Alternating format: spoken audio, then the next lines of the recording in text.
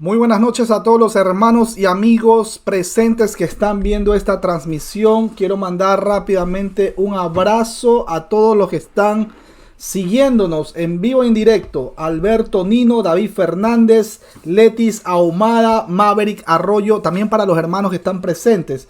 Tenemos a Marisol Mora también, tenemos a Junior Osorio por acá, María Antonieta allá en República Dominicana, nuestro hermano Kevin Kevalex allá en Missouri, Estados Unidos. Tenemos a nuestro hermano y amigo Luis Ríos. Un abrazo a la distancia, mi hermano, qué bueno verte. Tenemos también a Diana Girón en Texas, here in United States. It is good to see you again, my sister in Jesus Christ the Lord. Tenemos a Rosa Pérez Marta, tenemos a Ruth Hilda Ramírez, John Jairo, un abrazo a la distancia. Maidolis en África, un abrazo mi querida hermana. Tenemos a Martín, Jenny Perdomo, Marina Vázquez, Luna Early, Alejandro Núñez, Doña Ruth, un abrazo a la distancia, Doña Ruth, a Wilmer y también tenemos a nuestra hermana Gladys.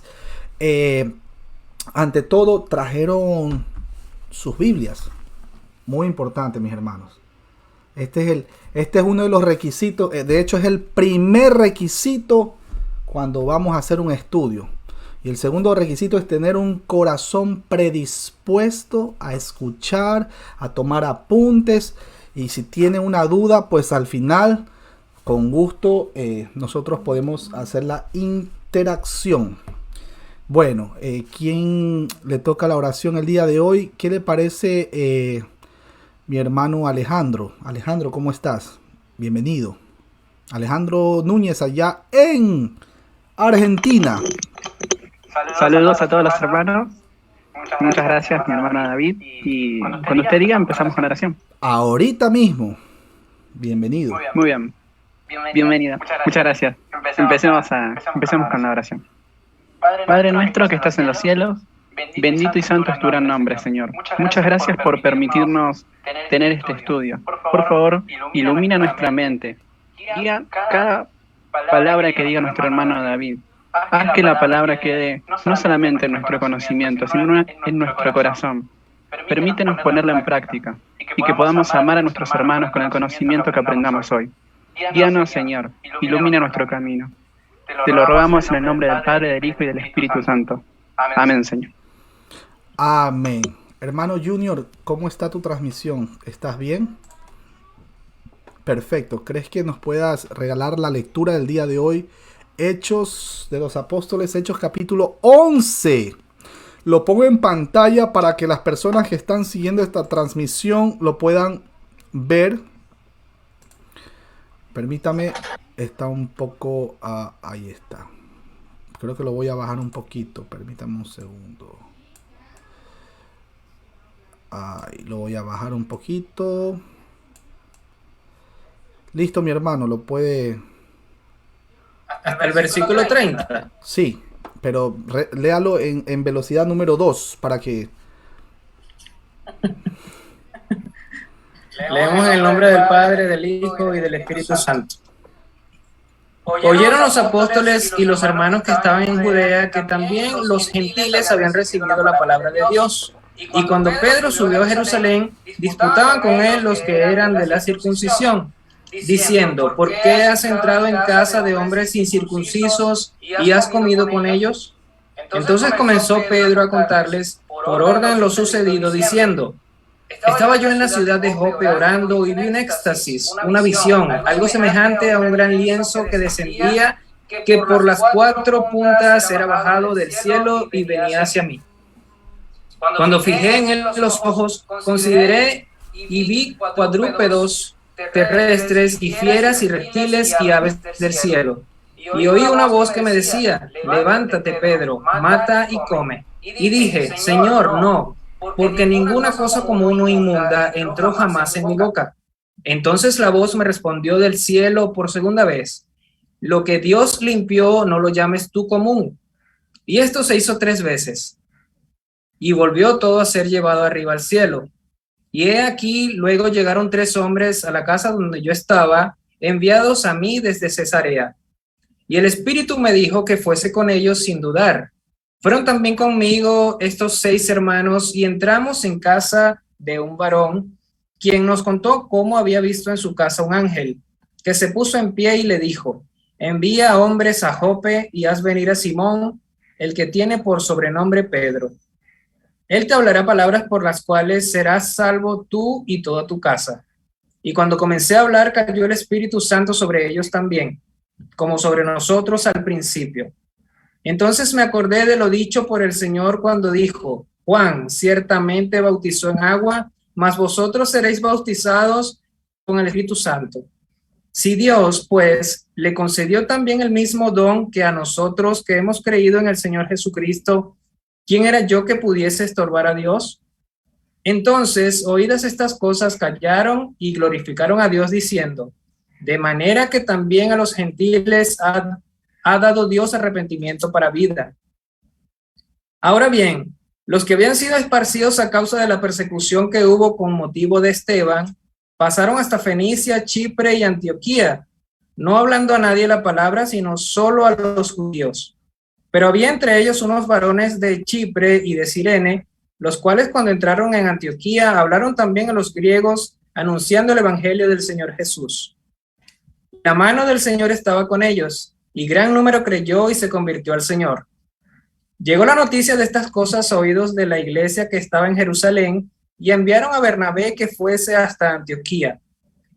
Cuando llegó y vio la gracia de Dios, se regocijó y exhortó a todos a que con propósito de corazón permaneciesen fieles al Señor, porque era varón bueno y lleno del Espíritu Santo y de fe, y una gran multitud fue agregada al Señor.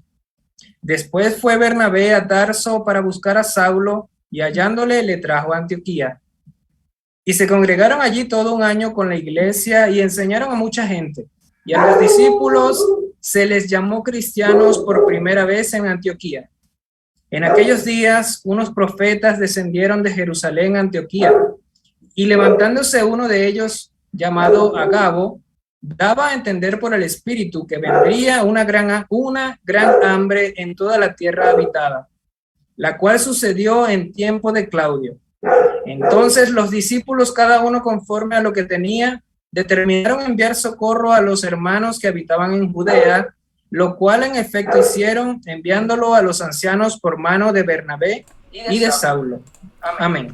Amén, amén, gloria a Dios. Y por ahí se escuchaba el perrito ahí como efectos especiales.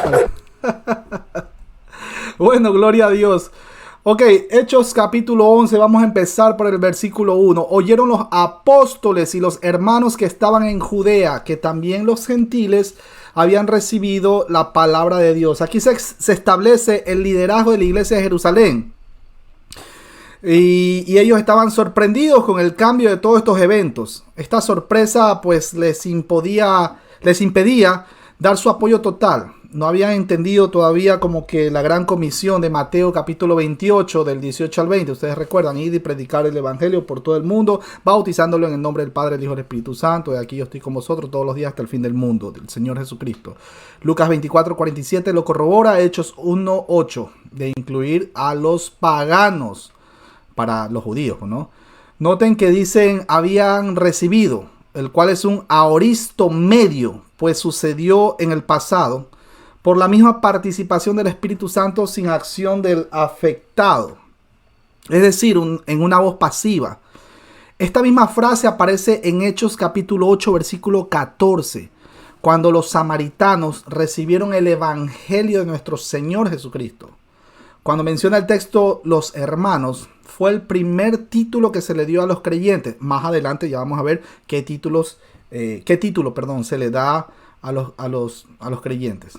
Bueno, el primer título, hermanos, que enfatiza la identificación de nuestra familia comunitaria. Ejemplo, ustedes son todos aquí presentes, ustedes son mis hermanos porque estamos compartiendo la misma fe, las mismas doctrinas esenciales, ortodoxas.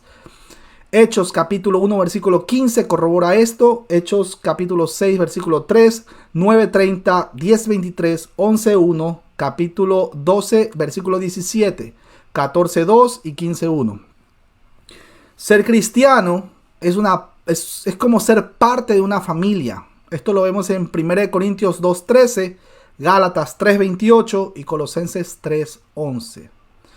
Cuando el texto menciona de toda Judea, esto muestra en aquel tiempo, pues no, las limitaciones geográficas de la iglesia. Bueno, hasta en ese momento. Incluso después de muchos años, la iglesia no creció más allá de sus fronteras culturales.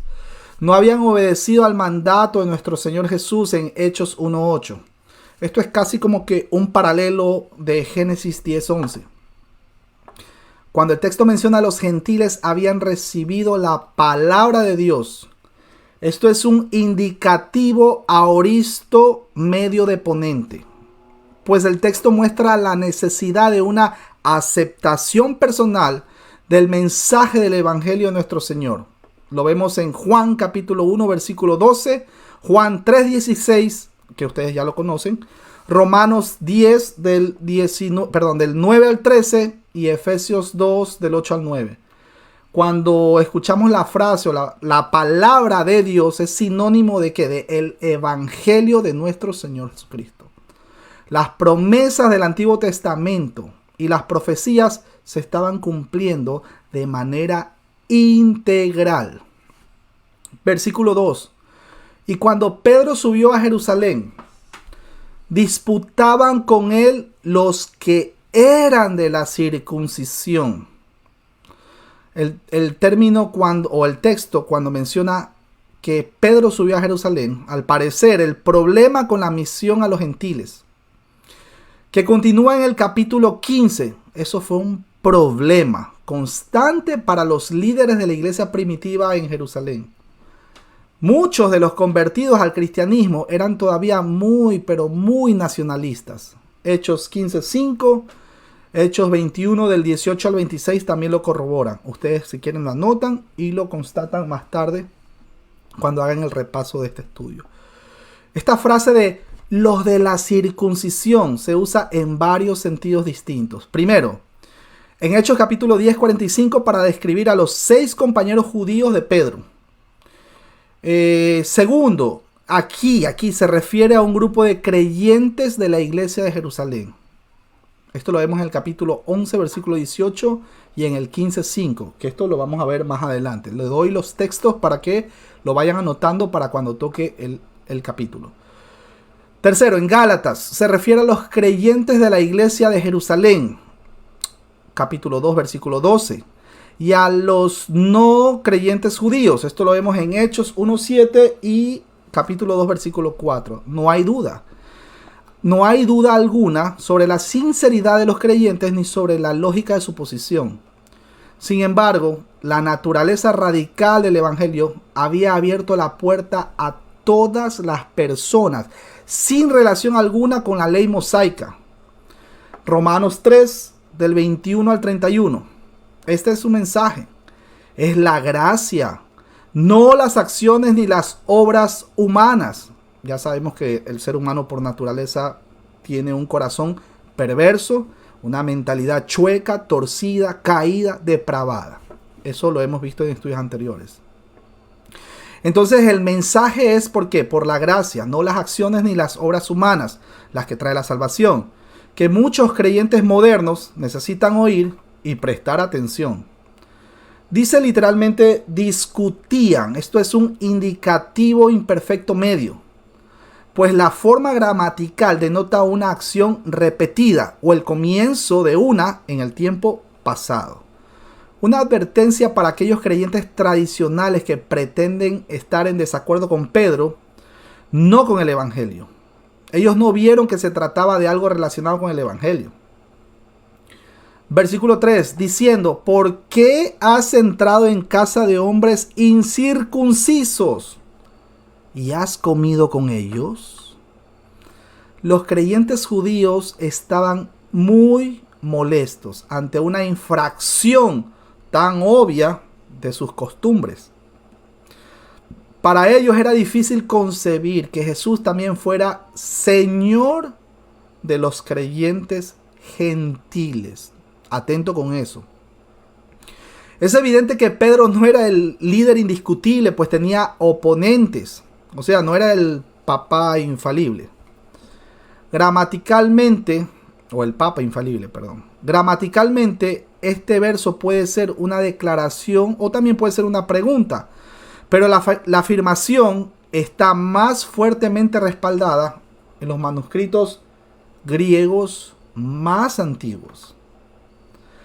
Este tema de compartir en la mesa era una costumbre muy importante para los judíos, para el pueblo judío. Aunque el tema puede estar muy alejado de las leyes alimentarias de Levítico capítulo 11. Los judíos no acostumbraban a compartir cualquier evento social con los cananeos. En el antiguo Oriente Medio, comer significaba una especie de pacto de hermandad.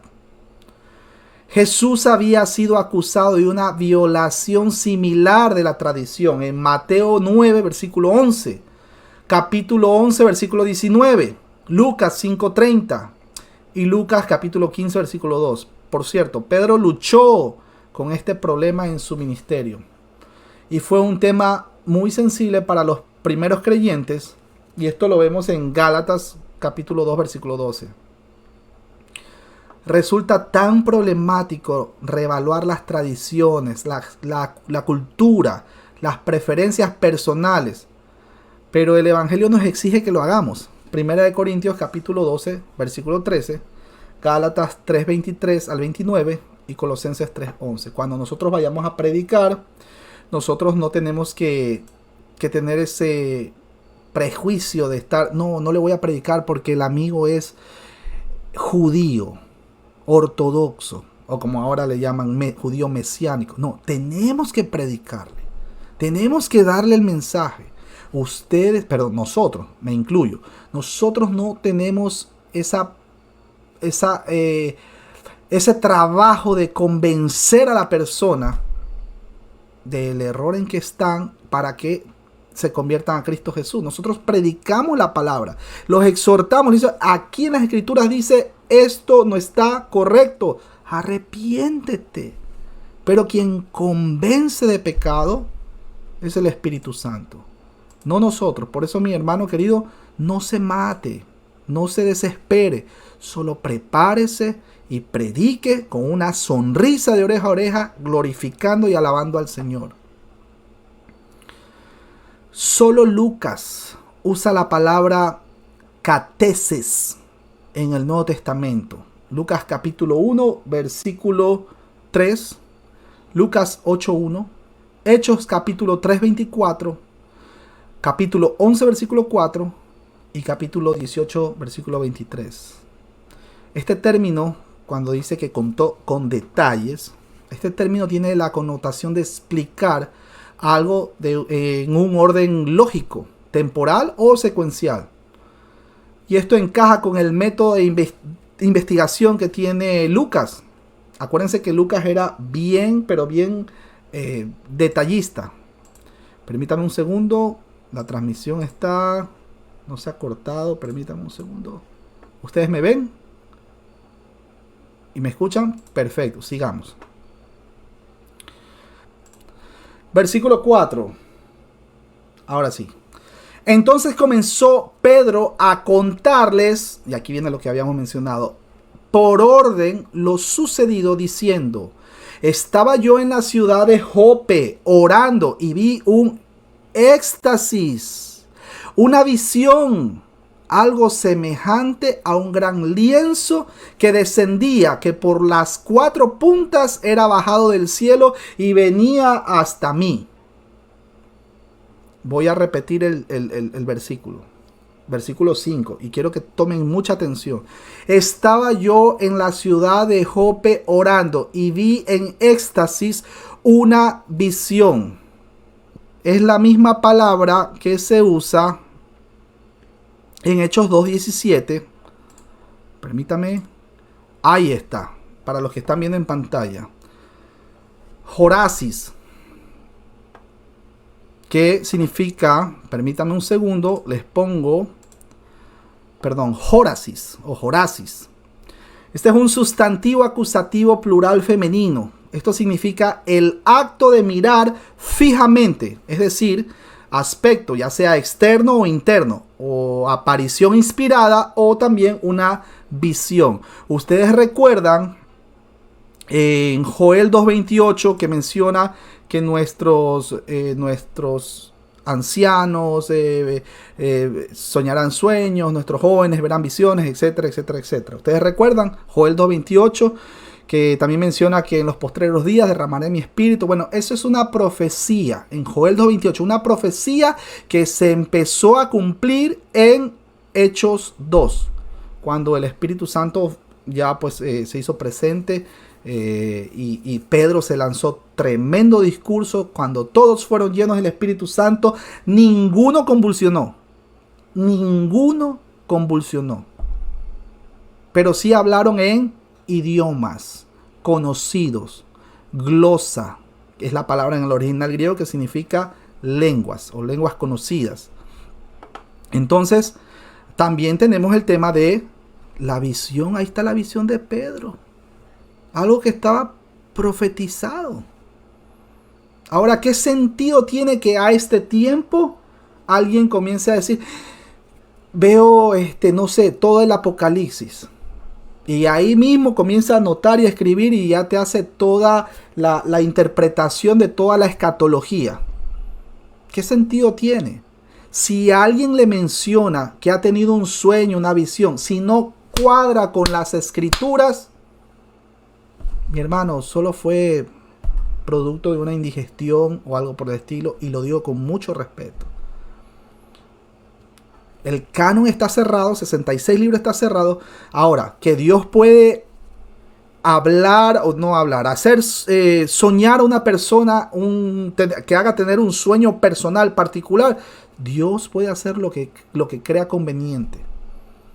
Cualquier persona puede tener un sueño, algo particular, personal, pero no lo podemos llevar a doctrina, porque el canon está cerrado. Nosotros, como decía Pedro, tenemos la palabra, segunda de Pedro capítulo 1, versículos 19 al 21, tenemos la palabra de Dios más profética, y haríamos bien en nosotros estar escudriñándola día a día.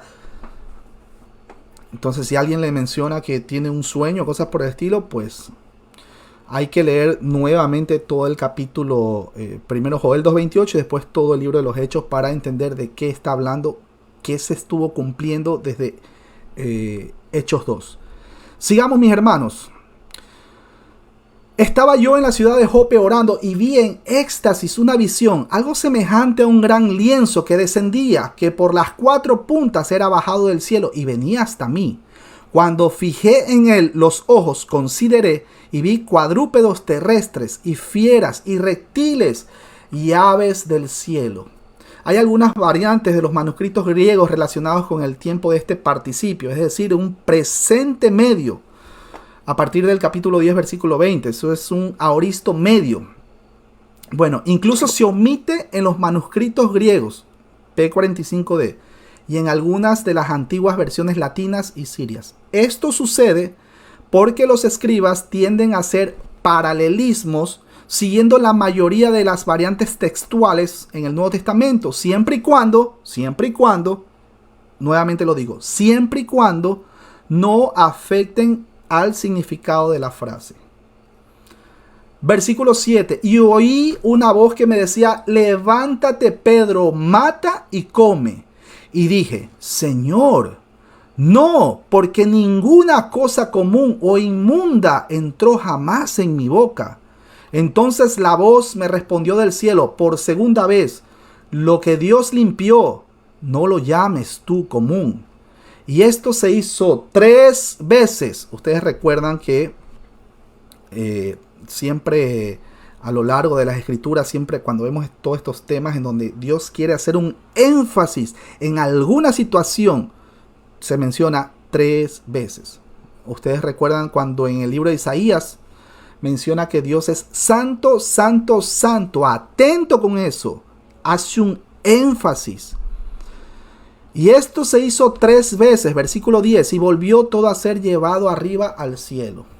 Versículo 11, y de aquí, luego llegaron 3 hombres a la casa donde yo estaba, enviados a mí desde Cesarea.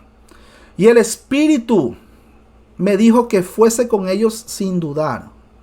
Fueron también conmigo estos 6 hermanos y entramos en casa de un varón, quien nos contó cómo había visto en su casa un ángel. ¿Se dan cuenta? Joel 2:28 se está cumpliendo. ¿Se dan cuenta?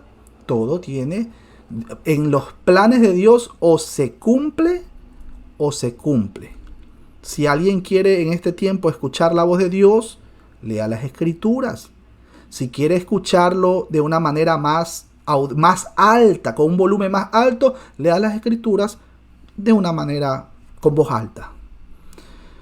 Versículo 13. Quien nos contó cómo había visto en su casa un ángel que se puso en pie y le dijo: envía hombres a Jope y haz venir a Simón, el que tiene por sobrenombre Pedro. Él te hablará palabras por las cuales serás salvo tú y toda tu casa. Promesa específica para alguien específico en un tiempo específico. La salvación es individual. No podemos aplicar textos aislados porque, como por ejemplo tenemos a Hechos 16:31, cree en el Señor Jesucristo y tú y tu casa serán salvos. Eso fue una promesa específica para alguien específico en un tiempo específico y bajo una circunstancia específica. Pero no podemos aplicar ese texto que es para todo el mundo y basta con que, digamos que solo yo soy cristiano y aquí en mi casa vive un hermano mío, hermano de sangre, y él es un hechicero. Y pasará toda su vida siendo hechicero y el día en que muere siendo hechicero. Pregunto, ¿se salvó o no se salvó? ¿Se aplica a Hechos 16:31 o no es aplicable Hechos 16:31 para todas las circunstancias y para todos los tiempos y para todas las personas? Por supuesto que no. Tenemos que leer el contexto. Todos los que estaban bajo la autoridad y el cuidado de Cornelio podían comprender el evangelio y creer. Esto lo vemos en capítulo 16, versículo 15 y también vemos en el versículo 31. La piedad y generosidad de Cornelio no le hicieron cristiano, pues él, su familia y amigos fueron salvos. ¿Por qué? Por la fe en Cristo Jesús. Versículo 15. Y cuando comencé a hablar, cayó el Espíritu Santo sobre ellos también, como sobre nosotros al principio. Dios atestiguó sobre la realidad de la salvación de los gentiles con el mismo fenómeno que ocurrió en Pentecostés. Este verso es teológicamente muy importante para entender el propósito de la repetición de la experiencia pentecostal en Hechos. Dios usa esta experiencia inaugural en Jerusalén para demostrar su aceptación a todos los grupos raciales, geográficos, culturales. La experiencia esta experiencia no fue solamente para Cornelio, sino también tenemos, acuérdense, para Pedro, también tenemos para los judíos creyentes que le acompañaron, también tenemos para la iglesia de Jerusalén. Sigamos, versículo 16. Entonces me acordé de lo dicho por el Señor, cuando dijo: Juan ciertamente bautizó en agua, mas vosotros seréis bautizados con el Espíritu Santo. Cuando menciona el texto que recordó lo que había dicho el Señor, esto es una alusión a las palabras de nuestro Señor Jesucristo en Hechos capítulo 1, versículo 5. Esto muestra el patrón del enfoque teológico de los apóstoles, muy imperante en los primeros años, que era citar a Jesús, utilizar el ejemplo de Jesús, citar el Antiguo Testamento, Mateo 3:11 también, y Hechos 1:5. Pedro señaló que el mismo Señor previó este desarrollo o dio esta señal. Versículo 17. Si Dios pues le concedió también el mismo don que a nosotros, que hemos creído en el Señor Jesucristo, ¿quién era yo que pudiese estorbar a Dios? Miren la pregunta retórica que se hace Pedro. Era incuestionable que Dios estaba salvando también a los gentiles. como la evidencia, la venida del Espíritu Santo, con el mismo fenómeno vinculado en Pentecostés. En el recuento que Pedro hiciera de los acontecimientos, los judíos debieron haber observado estos dos puntos claves. Primero, que el apóstol no actuó solo, sino que llevó consigo a 6 hermanos de la iglesia allá en Jope, para que atestiguen. El testimonio de ellos, además del de Pedro, hizo el caso aún más convincente. Segundo, lo que sucedió en la casa de Cornelio encajaba pues con las escrituras. Pedro les recordó a sus acusadores lo dicho por el Señor cuando dijo: ciertamente bautizó en agua, Juan ciertamente bautizó en agua, mas vosotros seréis bautizados con el Espíritu Santo. Las escrituras se estaban cumpliendo ante sus ojos. Exactamente, perdón un segundo que se me cayó ahora sí. Exactamente como lo había dicho el más grande profeta de todos, Hechos capítulo 1, versículo 5. Los fenómenos milagrosos que señalaban la llegada del Espíritu Santo, el testimonio de corroboración por parte de testigos poco comprensivos, pero confiables, y la promesa de las escrituras declaradas por el Señor mismo fueron suficiente evidencia para acallar las protestas.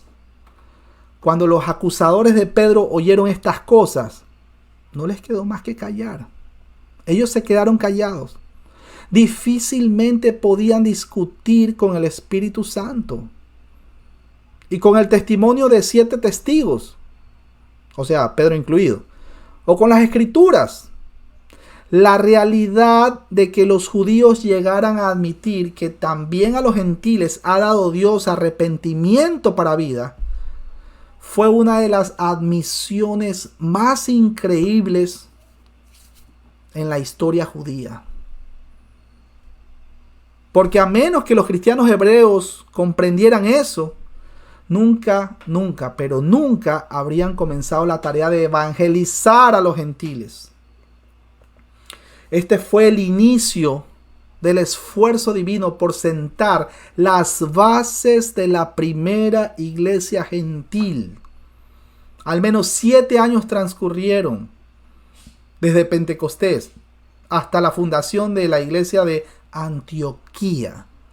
Hubo varios motivos para dicha tardanza que por tema de tiempo no vamos a entrar en detalle, pero vamos a lanzar por ahí. Primero, la autoridad apostólica debía establecerse. Se necesitó tiempo para que los creyentes se cimentaran en la enseñanza de los apóstoles.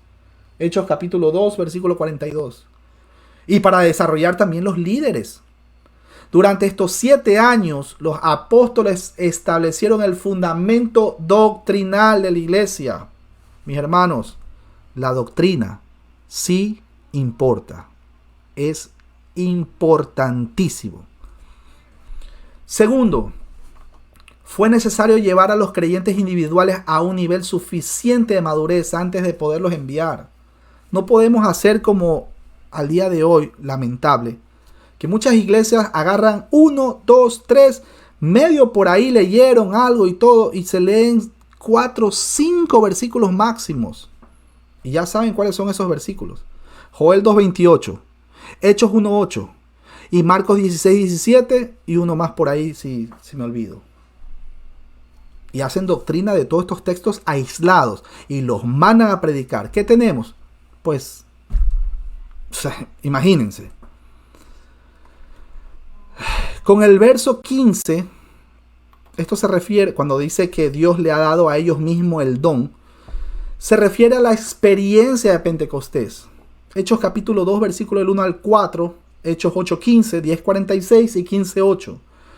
Tanto la salvación como el Espíritu es también un don de Dios. Romanos 3:24, 5:15 al 17, 6:23, Efesios 2:8. Al creer en el Señor Jesucristo, debe ser recibido. Hechos 11:1, Juan 1:12, Efesios 2 del 8 al 9. Regresamos, versículo 18. Entonces, oídas estas cosas, callaron.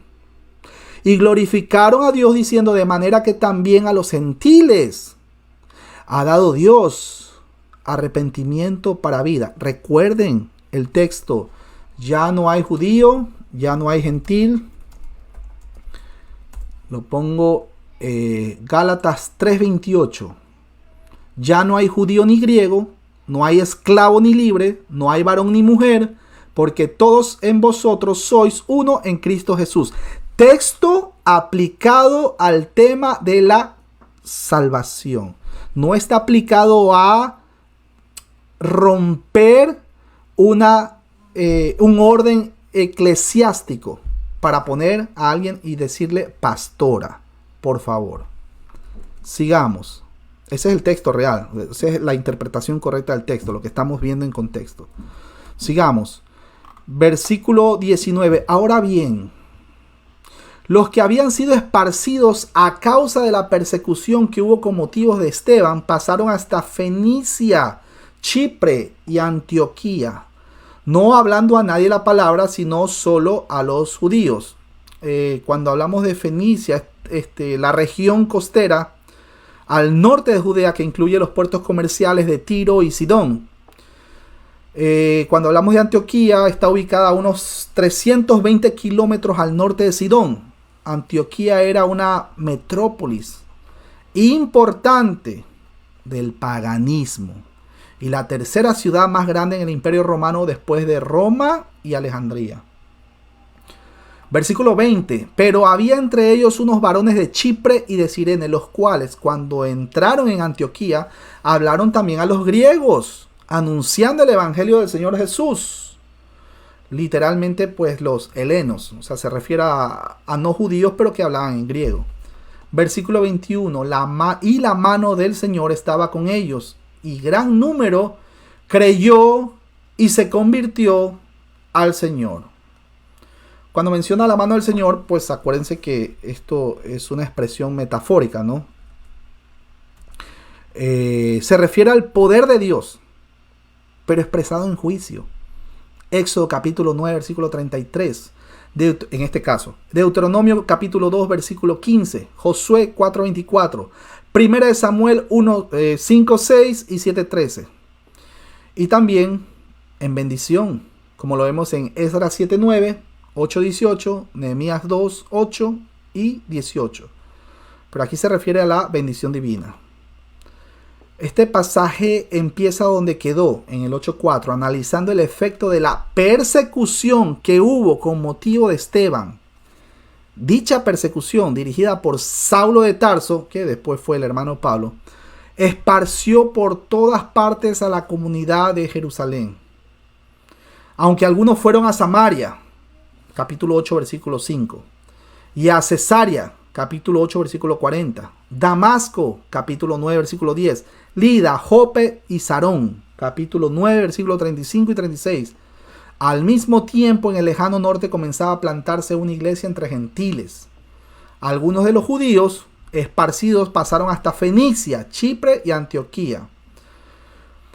A donde quiera que iban, los refugiados que salieron de Jerusalén no hablaban a nadie la palabra, sino solo a los judíos.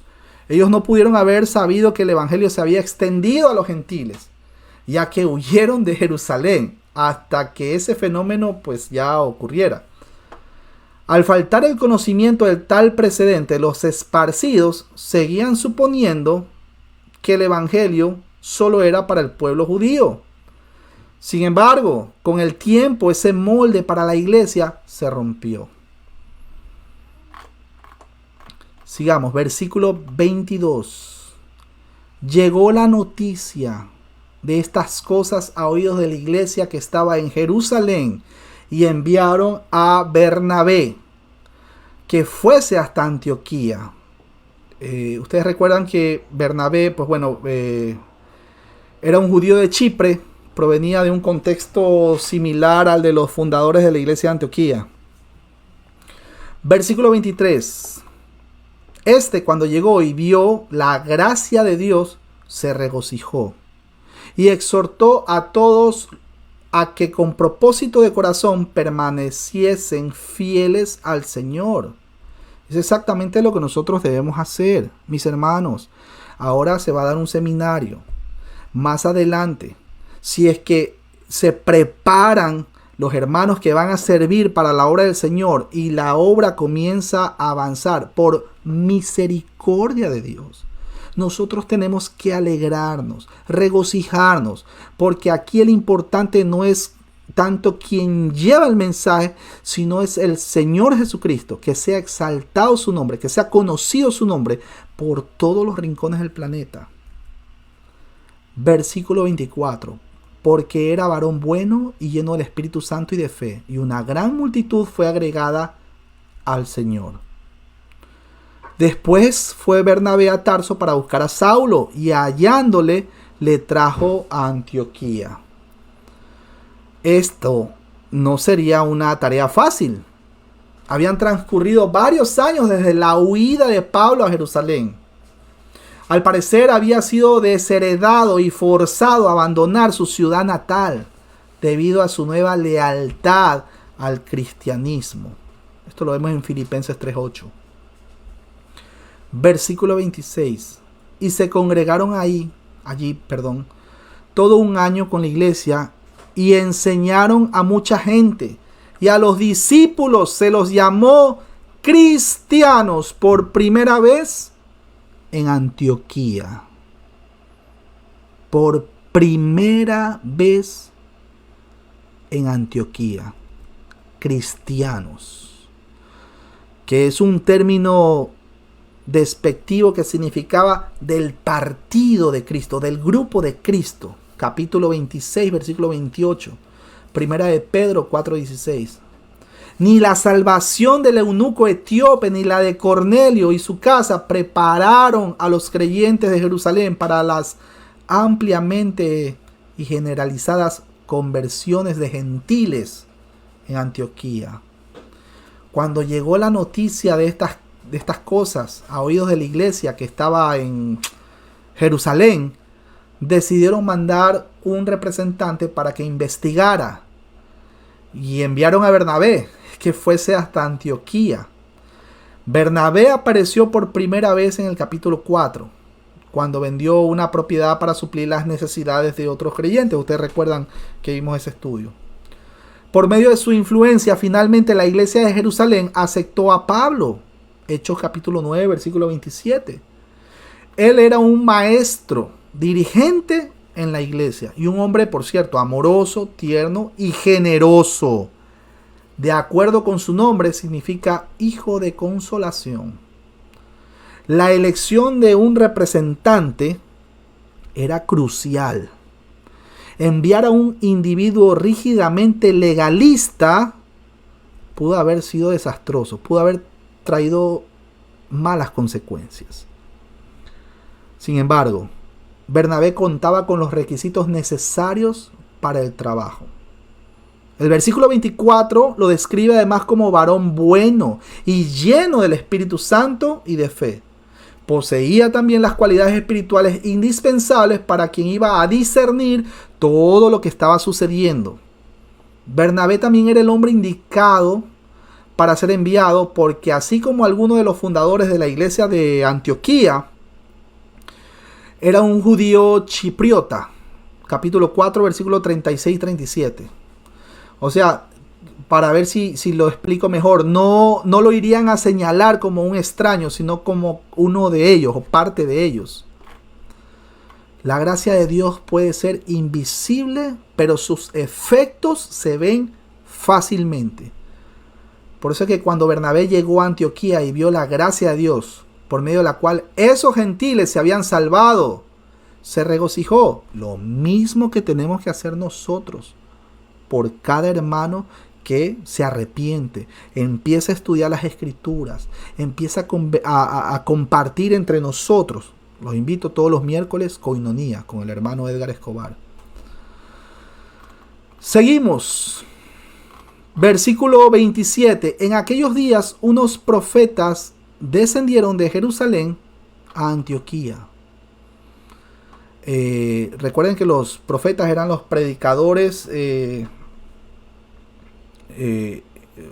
Los profetas eran los predicadores del Antiguo Testamento, y en el Nuevo Testamento los profetas fueron reemplazados, por así decirlo, por los apóstoles. El canon está cerrado, ya no hay profetas, ya no hay apóstoles. Eso, pues, para más entendimiento o para que se aclare el panorama, los invito el domingo la iglesia virtual 9 de la mañana, y también en el canal Biblia Libre normal. Ahí están el tema de profetas o apóstol. Pero bueno, capítulo 28. Y levantándose uno de ellos, llamado Agabo, daba a entender por el Espíritu que vendría una gran hambre en toda la tierra habitada, la cual sucedió en los tiempos de Claudio. Agabo era uno de los profetas de Jerusalén que años más tarde desempeñó un papel importante en el ministerio ¿de quién? De Pablo. Esto lo vemos en el capítulo 21, lo veremos, versículo 10. Versículo 29. Entonces, los discípulos, cada uno conforme a lo que tenía, determinaron enviar socorro a los hermanos que habitaban en Judea. Lo cual en efecto hicieron, enviándolo a los ancianos por mano de Bernabé y Saulo. Ustedes sí se dan cuenta en todo lo que se está relatando, lo que se está leyendo en las escrituras, se dan cuenta cómo hay esa participación entre hermanos que sirven para un mismo propósito, que se esparce el mensaje de salvación. Cuando hablamos de ancianos, esta es la primera mención de los hombres que servían como pastores y obispos de las iglesias. Capítulo 15, versículo 4, capítulo 16, versículo 4, capítulo 21, versículo 18. Es decir, un grupo de hombres piadosos que tenían la responsabilidad de dirigir a la iglesia. Ustedes pueden revisar 1 Timoteo 3, del 1 al 7, y también Tito, capítulo 1, del 5 al 9. En poco tiempo comenzaron a ocupar un lugar muy importante en las iglesias como parte de la transición de las funciones de los apóstoles y profetas, quienes tuvieron a cargo la fundación de la iglesia. Esto lo vemos en Efesios capítulo 2, versículo 20, que es uno de los textos más mal utilizados. Efesios capítulo 4, versículo 11 también lo vemos. La noticia de que los odiados, porque eran odiados, los odiados gentiles fueron incluidos en la iglesia, llegó a Jerusalén antes de que Pedro la diera a conocer, ya que se quedó en Cesarea por unos días. Hechos capítulo 10, versículo 48. Saber esto causó conmoción en la comunidad cristiana hebrea. Tan importante fue tal noticia que Lucas, movido por el inspirador Espíritu Santo, repite también en este capítulo el relato de la conversión de los gentiles. Esa insólita repetición marca el acontecimiento con significado único. El cristianismo no se iba a convertir simplemente en otra secta del judaísmo. Si eso hubiera ocurrido, la gran comisión del Señor Jesucristo nunca se habría llevado a cabo. A diferencia del Israel de antes, la iglesia no dejaría de canalizar las bendiciones de la gracia y el perdón de Dios hacia el mundo entero. Y para muestra basta un botón. Tenemos a este tiempo las sectas judaizantes. Toda secta judaizante, primero, niega la gracia. Segundo, te promueve ir ¿a dónde? Nuevamente al Sinaí, los 10 mandamientos. Pero las escrituras, ya en el Nuevo Testamento que tenemos más luz, ¿a dónde nos lleva el Espíritu Santo? Nos lleva a la cruz, en el Gólgota. Entonces, si alguna denominación los quiere llevar de vuelta al Sinaí, por ahí no es, mi hermano. Por ahí no es. El Señor escribió toda su ley en nuestros corazones. Nosotros somos circuncidados del corazón. Esa extensión que comenzó con el ministerio de Pedro a Cornelio y su casa continúa ahora con la fundación de la iglesia gentil. después de haber pasado de Jerusalén a Judea y Samaria, el evangelio estaba a punto de dar su paso final, aunque todavía en curso, de ir hasta lo último de la tierra. Recuerdan, Hechos capítulo 1, versículo 8.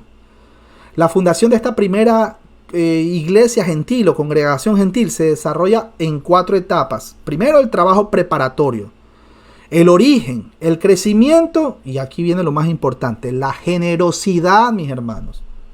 La generosidad. La primera iglesia gentil no solo era de sana doctrina, sino también fuerte en el amor.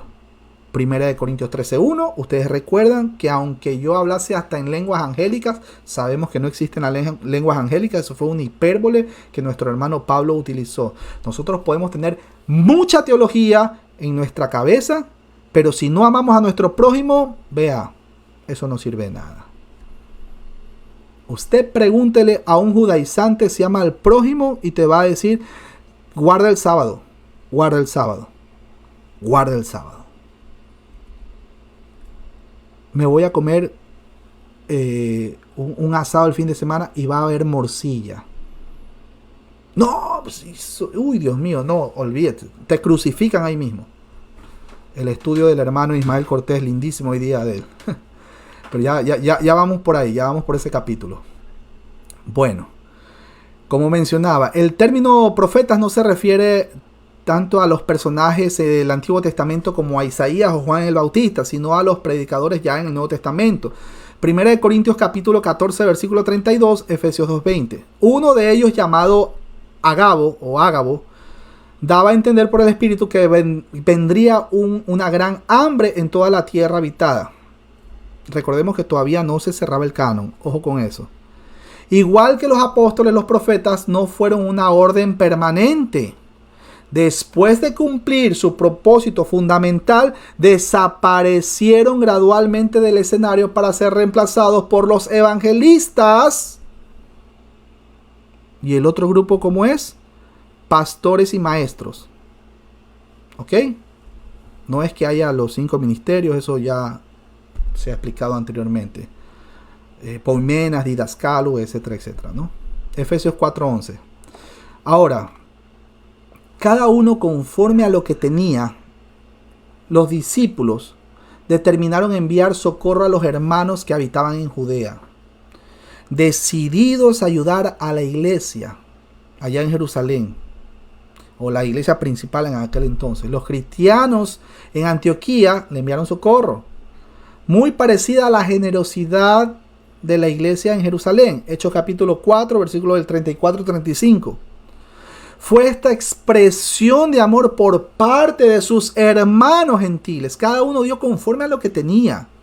Y la iglesia envió la contribución a Jerusalén por mano de sus 2 mejores hombres, Bernabé y de Saulo. ¿Ven lo importante que es saber delegar a un hermano en Cristo Jesús? Prepararlos, saber que realmente tiene ese amor por el servicio a las almas. Es importantísimo. Hoy en día, pues, mencionan, bueno, ¿tú qué haces? No, bueno, yo tengo una mansión acá con piscina. Bueno, te voy a nombrar líder de alabanza. Pero los propósitos, lamentablemente, de estas iglesias son, bueno, no son los apropiados. Tenemos que ser responsables a la hora de delegar a las personas que van a llevar este mensaje de salvación. La etapa final de la orden del Señor registrada en Hechos capítulo 1, versículo 8, se había alcanzado. La iglesia originalmente judía se había expandido de Jerusalén y Judea a Samaria, y los gentiles en los confines de la tierra.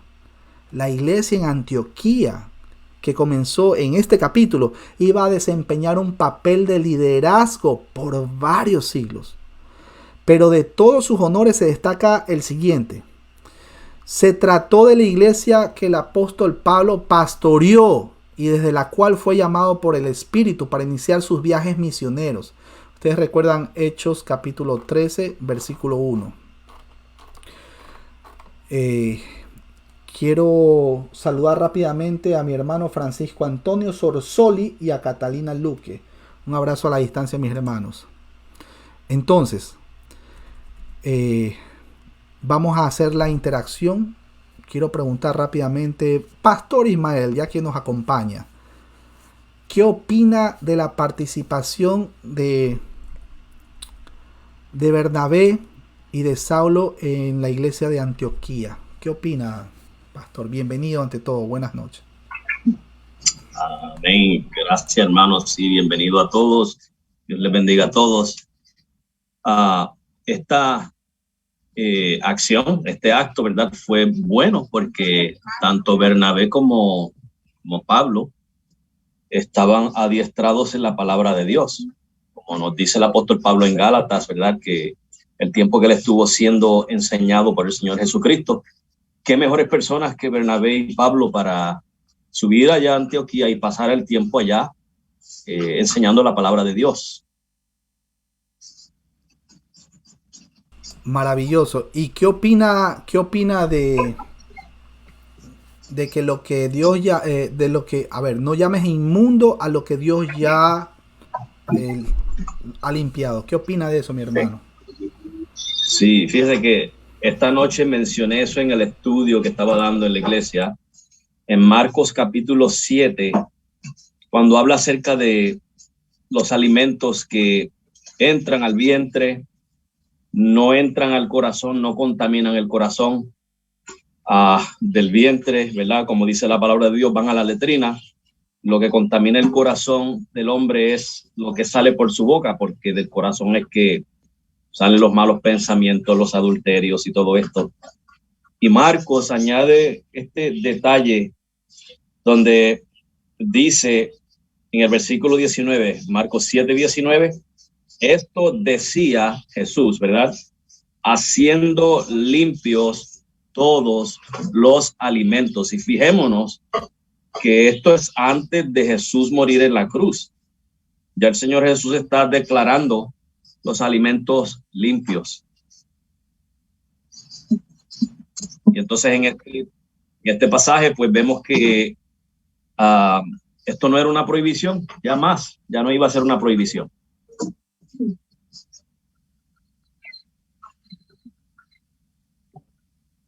Exacto.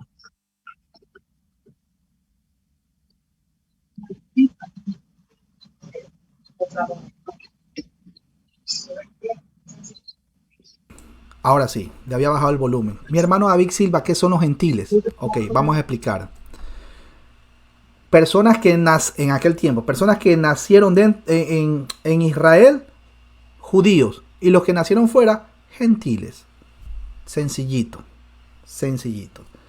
Entonces, imagínense el hecho de que Pedro se sentara a la mesa a comer y a compartir en la mesa con los gentiles. Imagínense, o sea, estaban como que, bueno, y entonces como que no asimilaban. Entonces, por eso es que tuvo que explicarle paso a paso, de manera ordenada. Estoy convencido que el Espíritu Santo estuvo en todo momento guiándolo a este varón para que pueda, pues, ya tener la aceptación, ¿no? Pero es que ante las cosas del Señor, ¿quién se resiste? ¿Qué opina mi hermano? Bienvenido, mi hermano Edgar. ¿Qué opina usted, mi hermano Edgar? El hecho de compartir en la mesa, que compartan los judíos con los gentiles. ¿Qué opina? ¿Qué impresión se pudieron haber llevado los gentiles? Dios te bendiga, mi hermano. Un saludo para todos los hermanos que están conectados en el Zoom en el día de hoy. Bueno, eso debe haber sido algo bastante impactante, no solamente para Pedro, sino también para los gentiles. Ustedes saben la distancia que había entre los gentiles y los judíos. Como en algún sentido el trato entre judíos y gentiles era un trato despectivo y también algo, ¿cómo lo diríamos hoy? Xenofóbico. Hoy lo diríamos así. Definitivamente los judíos veían como inferiores y pecadores a los gentiles. Y el hecho mismo de que Dios confrontara a Pedro con esta visión maravillosa que pone al frente de sí, y llevarlo a darse cuenta cómo los gentiles también podían recibir la llenura del Espíritu Santo, pues es algo que seguramente lo confrontó y que le comenzó a dar mucha luz al respecto de lo que realmente era el Evangelio y de lo que realmente era la iglesia. de que la iglesia y el evangelio era algo más que simplemente un mensaje para judíos. Y esto va a ser muy difícil para que Pedro lo reconozca, va a ser complicado para que lo reconozca. Podemos ver cómo más adelante va a haber una discusión entre Pedro y Pablo alrededor precisamente de que Pedro no se sentaba a comer con los gentiles, y uno dice, pero ¿qué pasó con Pedro? ¿Que no se sentó allá a comer con los gentiles, pero tiempo después ya no se sentaba a comer con los gentiles y hacía distinción?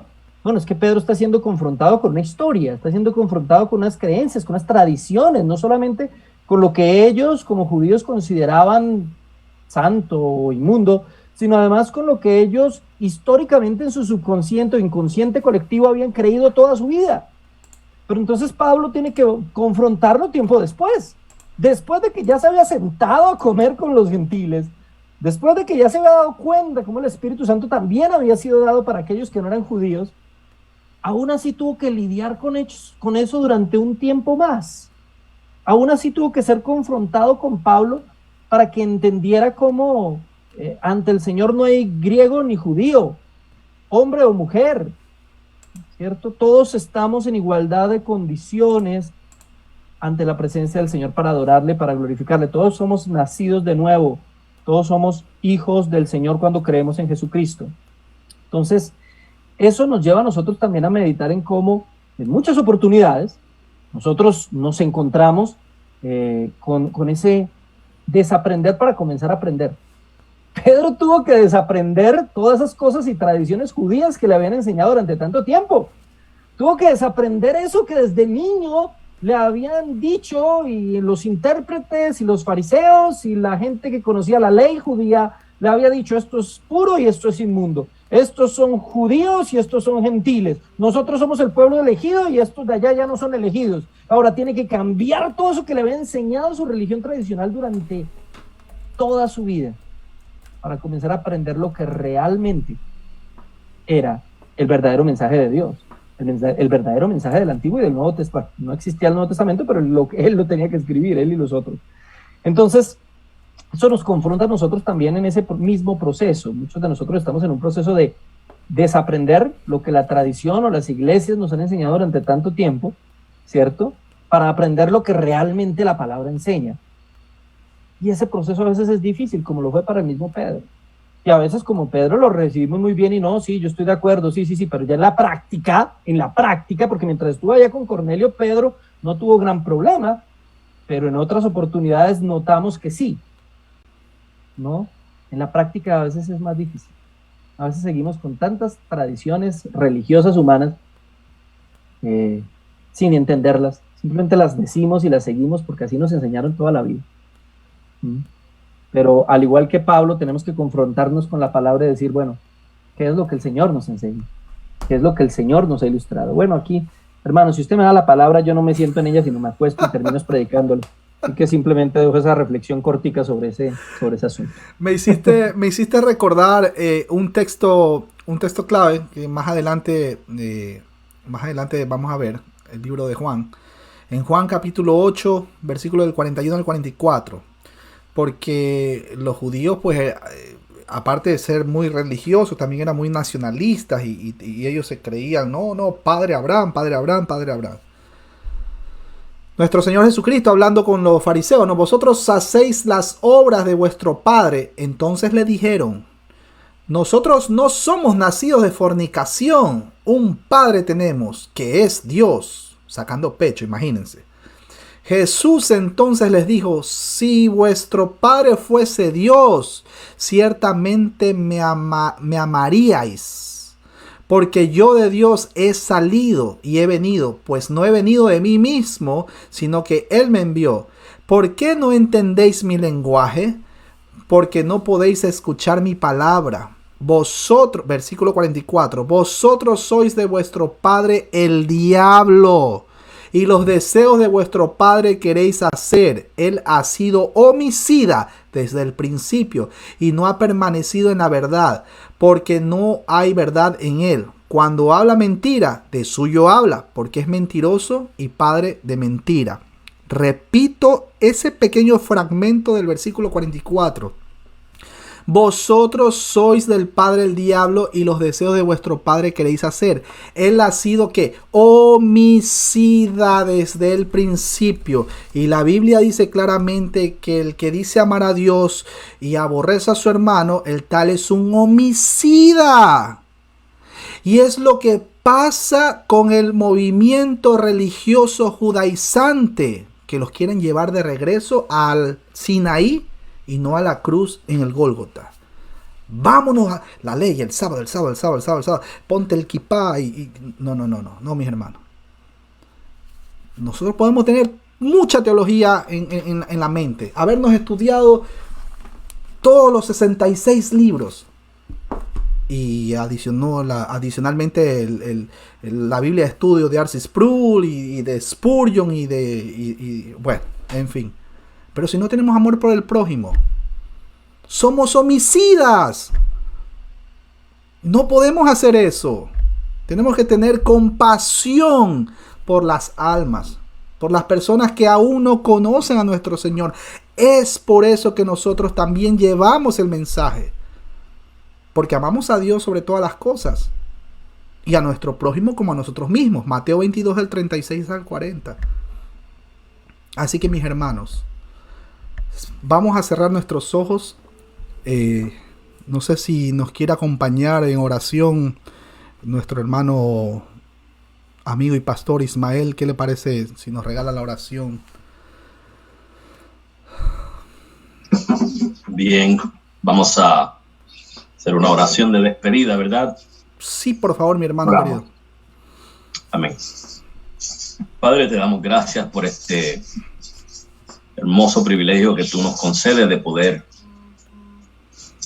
escudriñar tu palabra a través de estos medios, Señor, dándote gracias, Dios mío, por nuestro hermano David, a quien, Señor, tú estás usando para poder exponer, Señor, tu palabra, versículo por versículo, y trayendo a nuestras mentes, Señor, a través de él, primero tu Espíritu Santo, que es el que nos ilumina, trayendo palabra a nuestros oídos para que podamos crecer, Señor, podamos tener más entendimiento de tu palabra, poder entender, Señor, todas estas bonitas doctrinas cristianas, Señor, estas doctrinas bíblicas, las cuales a través de ellas, Señor, conocemos de tu amor, de tu gracia, de tu misericordia, de la obra que tú estás haciendo en cada uno de nosotros, de cómo tú nos estás santificando, Padre, cómo nos has salvado, Señor, y nos preservas hasta el fin, Padre. Y gracias, Señor, por todas esas cosas. Y gracias, Padre, porque a través de esto todos mis hermanos aquí presentes están siendo bendecidos también, pidiéndote, Señor, que esto continúe, Padre, en cada uno de nosotros. Que, Señor, podamos crecer cada día, no solamente como hermanos en Cristo, sino en nuestra comunión contigo, Señor. Ahora, Padre, gracias una vez más y nos despedimos de este programa, Señor, pidiéndote que tú continúes bendiciendo a cada uno de mis hermanos. Doy gracias y te pido estas cosas en el precioso nombre de tu Hijo Jesucristo. Amén. Gloria a Dios, mis hermanos, por esa linda canción para alabar al Señor. Gloria a Dios, gloria a Dios. Mis hermanos queridos, no se olviden, domingo 9 de la mañana, hora Colombia, 10 de la mañana, hora New Jersey, 11 de la mañana, hora Argentina, la transmisión de la prédica en línea, nuestro hermano Edgar en Biblia Libre Prédicas. Espero que tengan una linda noche, no se olviden de orar, de compartir con su familia, oren con su familia, por favor.